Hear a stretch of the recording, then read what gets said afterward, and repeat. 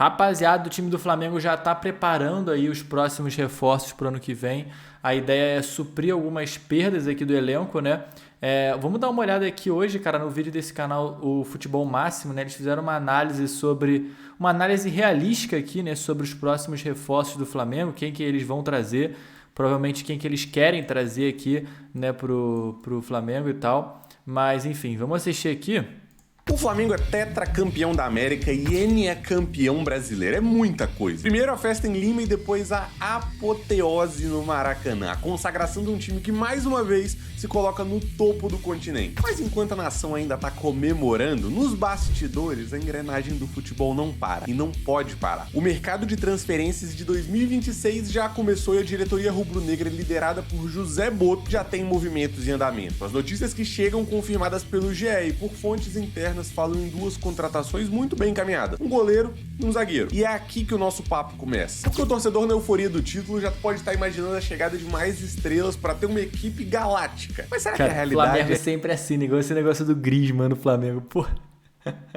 O pessoal sempre gosta de dar uma inventada em alguma coisa, alguma contratação super bombástica, né? Alguma coisa assim. É realmente essa? A verdade é que esses reforços têm uma missão muito clara e bem específica: suprir saídas e não necessariamente elevar o patamar de um time que já tá no topo. A gente tá falando das vagas que vão ser deixadas pelo goleiro Matheus Cunha, que sai em final de contrato, e pelo zagueiro Cleiton. E aí, nessa linha, antes de sonhar com nomes de peso internacional, o torcedor precisa entender a estratégia do clube. Esse é um movimento mais de inteligência, de gestão de elenco, de busca por peças que se encaixam num quebra-cabeça complexo do futebol brasileiro. E hoje a gente vai mergulhar a fundo nesse quebra-cabeça, analisando não só possíveis alvos e oportunidades, mas comparando seus números com os dos titulares e do histórico de negociações do Flamengo. E para entender por que o Flamengo tá buscando essas peças, a gente precisa voltar um pouquinho no tempo. A temporada de 2025, apesar das glórias, expôs uma fragilidade importante do elenco: a falta de opções confiáveis no banco de reservas, em especial no setor defensivo. O momento mais claro disso foi na Copa do Brasil contra o Atlético Mineiro, quando o Felipe Luiz precisou rodar o time e escolheu disputar a Copa do Brasil com uma terceira equipe, e ficou evidente que a distância entre os titulares e os reservas era grande, o que fez ele ir a campo com um time todo mexido, mas sendo obrigado a usar a dupla de zaga titular por falta de opções confiáveis. A temporada anda e a lesão do Léo Ortiz num momento crucial deixou o elenco ainda mais curto e forçou o Felipe a usar zagueiros que, embora fossem promissores, ainda não estavam prontos para pressão. A derrota pro Fluminense, por exemplo, passa diretamente por essa dificuldade de manter o nível defensivo sem os pilares principais do time. E aí, pensando num calendário para 2026, com Libertadores, Copa do Brasil, Carioca, Brasileiro e tem Copa do Mundo no meio do ano, promete ser ainda mais desafiador essa gestão de elenco e não é mais uma opção pro Flamengo, passa a ser uma obrigação para manter o nível. Você trata de ter um time, mais dois e talvez até três times com... Porra, doideira, agora a gente vai falar em 3 times competitivos. Tipo, os reservas já são absurdos, né? Aí você precisa ter os reservas dos reservas também absurdos, né? Esse é o próximo passo, né? Completos. E é por isso que o Flamengo... Mas de fato, né? A zaga, cara, é muito limitada ali. Léo Ortiz e Léo Pereira, né? O Ortiz e o Léo Pereira. Tem o Danilo, que foi bem, né?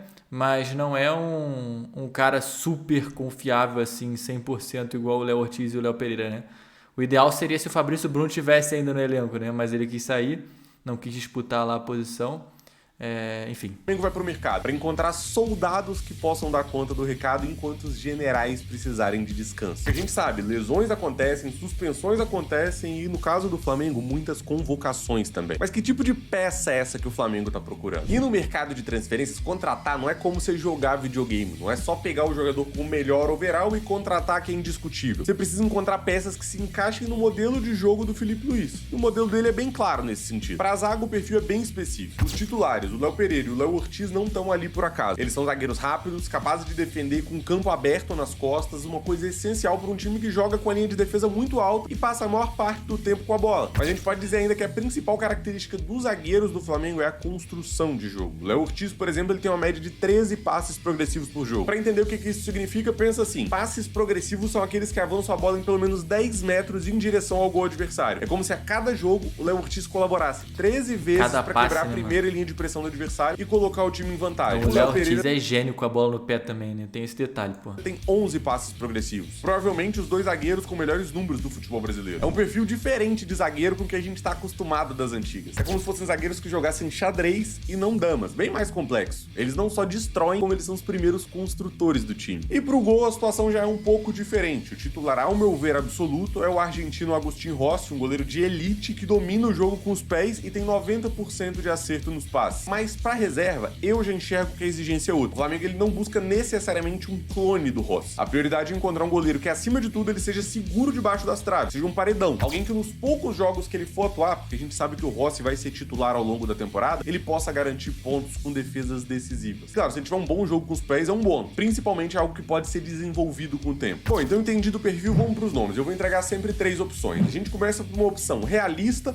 mas que tem lá suas dificuldades. Depois a gente vai para uma opção que pode ser um sonho, onde o Flamengo pode vislumbrar, e se tratando de Flamengo, eu não duvido de nada. E uma terceira opção, que é uma opção mais acessível, principalmente entendendo que aqui a gente tá falando de uma reposição do Matheus Cunha e do Cleiton, jogadores que não foram titulares e muitas vezes tiveram baixa minutagem na última temporada. Então, nessa lógica, e começando pelo goleiro, a nossa primeira parada é no Curitiba para falar do Pedro Morisco, opção intermediária nessa lista. Com só 21 anos, o Morisco ele se consolidou como titular absoluto na Série B e com bons números. Para você ter noção, ele sofreu só 0,59 gols por jogo. E para colocar em perspectiva, imagina que a cada 10 jogos o Morisco toma só 6 gols. O Rossi no Flamengo ele sofre 0,6 gols por jogo, ou seja, praticamente o mesmo número. Mas aqui tem um detalhe importante. O Morisco ele joga na Série B, um time que sofre mais finalizações que o Flamengo. Ao mesmo tempo, é natural que essas finalizações sejam de uma qualidade menor por se tratar da segunda divisão. E aí quando a gente olha pro percentual de defesas, ele tem 82% de aproveitamento. Isso significa que a cada 10 chutes que vão na direção do gol, ele defende 8. O Rossi do Flamengo tem 79%, também vai defender 8 a cada 10. Só que eu enxergo que o Morisco ele é tecnicamente até mais eficiente que o Rossi, muito por questão de exigência também. Além disso, o domínio, o controle da área por conta dele é absoluto, assim, ele tem 97% Cara, de... sabe uma coisa que eu acho de goleiro pro Flamengo?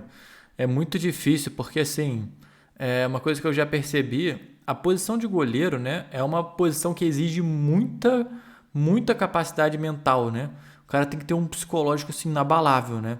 E trazer goleiro de time que não é tão grande assim, que não está acostumado com a pressão do Flamengo e tal, talvez seja um pouco problemático, né? Eu acho que é mais inteligente você procurar um goleiro que já tenha sido testado, provado em times muito grandes, né? Que tenha uma baita experiência de vida, igual esse goleiro do Curitiba é novinho, pô, 21 anos, né? A gente não, o cara nunca foi testado num time assim, uma pressão muito absurda, né? Então, assim, o Rossi, por exemplo, é um jogador acostumado à pressão do mais alto grau, né? O cara era goleiro do Boca Juniors, né? Então ele estava muito acostumado à pressão. E aí você vê que aqui no Flamengo ele domina completamente, não tem nenhum tipo de problema psicológico, nem nada do tipo, né? Problema de falhar em momento decisivo, né? Coisas assim do tipo. Então, na hora de trazer um goleiro, cara, eu acho que a ideia, assim, é até legal trazer um jovem promissor, e pode ser que o cara seja muito bom mesmo, pode ser que ele se prove, né? Mas, assim, às vezes a pressão do Flamengo é muito grande, né? Lembra, só para citar alguns exemplos, a gente pode pensar, por exemplo, no Muralha. O Muralha era um bom goleiro, na verdade ele era um goleiraço, né? Se eu não me engano, no Figueirense. E aí no Flamengo todo mundo sabe o que aconteceu. O próprio Rossi, né? Que veio do Fortaleza, se eu não me engano, né? E aí fez até uma boa temporada lá, foi campeão da Libertadores e tudo mais, era um goleiro que agarrava muito bem. Mas aí, cara, caiu muito depois, né? Teve que ser tirado do elenco. E aí o Flamengo custou para achar outro goleiro confiável, né? Que foi com o Rossi. Então, assim, tem esse detalhe, né, cara? Às vezes o goleiro com muita experiência é melhor para assumir o gol do Flamengo. O Diego Alves, por exemplo, é um cara com muita rodagem, muito experiente, né? Para ele não era problema, né, ser goleiro do Flamengo. Mas, enfim, tem essas questões, né, pessoal? Sucesso nas interceptações de cruzamento. Então, imagina um goleiro que sai do gol para cortar a bola aérea. O Murilo... Pessoal, só um detalhe, cara. Se você estiver querendo criar um canal no YouTube, um canal dark aí de futebol ou de qualquer tipo de formato, eu vou deixar o link aqui embaixo na descrição, cara, pro meu treinamento também, tá? Lá eu ensino um caminho bem sólido para você começar a ter o seu canal aqui no YouTube, começar a trabalhar com isso. O link vai estar aqui embaixo na descrição, fechou? Mas enfim, vamos continuar aqui com o vídeo. Ele erra só 3 vezes a cada 100 tentativas. Isso é um número de elite pra mim. Mas nem tudo é fácil, né? Qual que é o problema dessa negociação com o Morisco? Ele fez uma baita campanha pelo Curitiba com 21 anos e deixar o clube pra ser reserva no Flamengo ia ser um passe lateral na carreira dele. É uma negociação difícil, o Flamengo pode e deve tentar, mas que pra mim também esbarra na ambição do atleta. O jogador nessa idade precisa de minutagem e aparentemente ele já tá sendo sondado por grandes clubes europeus, onde ele também não vai ser titular. Então é algo que ele precisa ponderar na carreira dele sem dúvida nenhuma. Então assim, se o Morisco é essa opção realista e intermediária, o sonho tem nome e sobrenome Gabriel Brazão, goleiro do Santos hoje. E o que é mais maneiro disso? O histórico recente esquenta um pouquinho essa conversa. Em agosto desse ano, o Flamengo fez uma proposta oficial pelo goleiro, foi recusada pelo Santos. Eles estão querendo na casa de 15 milhões de euros, quase 100 milhões de reais, o dobro do que eu acredito que seja o valor de mercado dele ali, que tá na casa dos 8 milhões de euros. Natural também que eles exijam um pouco mais, se tratando de uma negociação de meio de temporada. Mas por que o Flamengo insiste no Brazão? O Brazão é uma máquina de fazer milagres. Ele tem média de 1,25 super defesas no jogo. E o que é uma super defesa? A super defesa são aquelas defesas que estatisticamente não deveriam acontecer, que a gente vai chamar aqui popularmente de milagre, as defesas impossíveis. O Rossi, pra você ter noção, ele tem 0,71 super defesas por jogo. O Brazão tem 76% a mais do que. É como se a cada jogo o Brazão fizesse pelo menos uma defesa que deixa o torcedor de boca aberta. E assim, ele tá num contexto que ele é testado bastante. Ele tem média de 4,9 finalizações no alvo por jogo, enquanto o Rossi tem enfrentado 3. Nesse contexto do Santos, pra mim ele é um bombeiro apagando incêndio a todo tempo. Mesmo assim, ele mantém um bom percentual de defesa, 72%. E no jogo com os pés ele não tem a mesma confiança do que o Rossi, mas é um goleiro muito novo que também pode ser exercitado nesse sentido,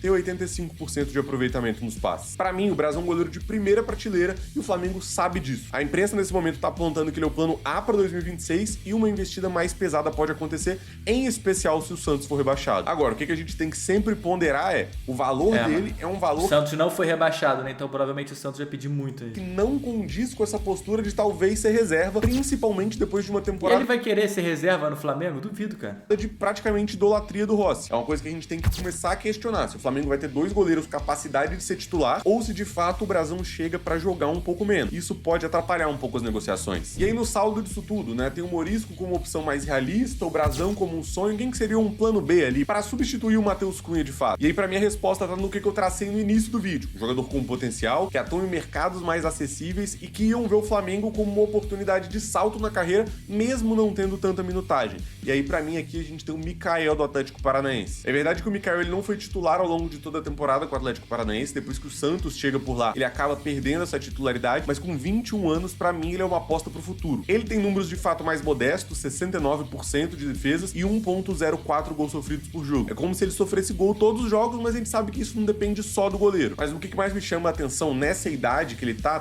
por trás dos números. O Mikael ele tem uma alta minutagem, uma alta rodagem de convocação para seleções de base, já tem quase 50 convocações, sendo em atividade o jogador com mais convocações entre todos os atletas de base do Brasil. Isso não é pouca coisa. E o mais importante, por conta desse histórico, e muito se avalia isso no futebol europeu, a minutagem do jogador em contexto competitivo, ele já tá começando a entrar no radar de alguns clubes ingleses. Falam-se que o United, o Leicester, o Brentford e o West Ham estão atrás dele, ou seja, ainda teria um potencial de revenda por parte do Flamengo. E o que é mais doido? Se a gente olha pros bastidores, o que o Atlético Paranaense acredita é que ele pode valer até mais do que o Bento. E pra lembrar, o Bento foi vendido ali na casa dos 18 milhões de reais pro futebol saudita. O Mikael é canhoto e ele tem 82% de acerto nos passes, mostrando que ele também tem um bom jogo ali com os pés, pelo menos uma confiança pra isso. Pra mim, o Mikael não é um goleiro pra hoje, é um goleiro pro futuro. E se o Flamengo quer um goleiro pra ser reserva agora e disputar a titularidade com o Rossi em 2, 3 anos, pra mim o Mikael faz todo sentido. Avançando no campo, a zaga pra mim é um dilema ainda mais complexo. Difícil, por quê? Né, cara?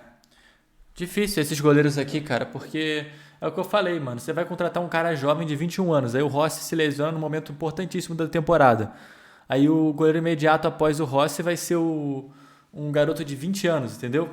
É difícil, cara.